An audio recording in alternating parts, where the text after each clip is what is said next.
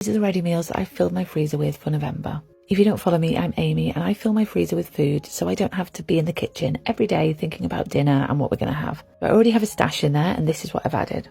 Now, full disclosure, I don't make bread all the time. I could never cook as much as my family eat from scratch. But because I know we're going to be having more soups and stews, I wanted to have some nice crusty homemade bread to go with it. So I made a huge batch, sliced it up, put it in the freezer, made these cute little ones too. I also made some jacket potatoes because I love having jacket potatoes for lunch instead of bread. I don't love the ones that are cooked totally in the microwave, so I popped a load in the oven, chuck them in a freezer bag. You can freeze them and then reheat them in the microwave for 4 or 5 minutes. It's just a really handy thing to do if you've got jacket potatoes that are going to go off or you see them on offer. I do the same with chips then. I slice some up.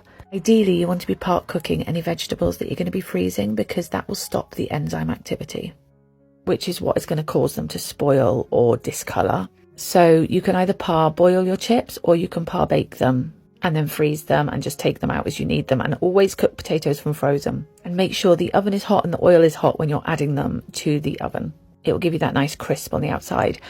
We went away recently and they served this really nice barbecue, like Korean barbecue pulled pork. So I wanted to try and recreate that at home. It wasn't quite right. So if anyone's got any tips, it was tasty, but it wasn't the same. Probably missing like tons of MSG or something.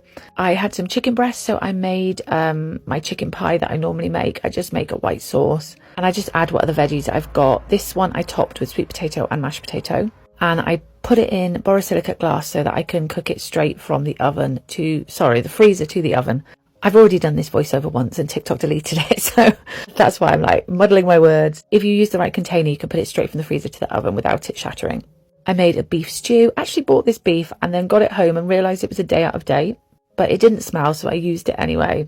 I did brown everything off first before adding it to the slow cooker. You don't need to do that, but it gives it a bit more flavour.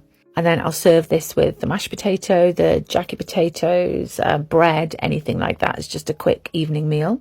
Now, for some reason, this bit of the video is in the wrong place. This is actually the chicken pie all served up. It's so tasty, really like comfort food. Then I made another big batch of pancakes. My kids seem to be requesting them all of the time now. They've replaced Liège waffles. We go through these phases. And I think they make a great breakfast because they've got eggs, milk, and I can just pop them in the microwave or the toaster. So I made a batch of the fluffy pancakes and my eldest wanted some of the crepes. So I did freeze some of those with some chocolate spread in too. And because I'm such a great wife and I found some instant coffee that needed using up, I made some cakes for my husband too.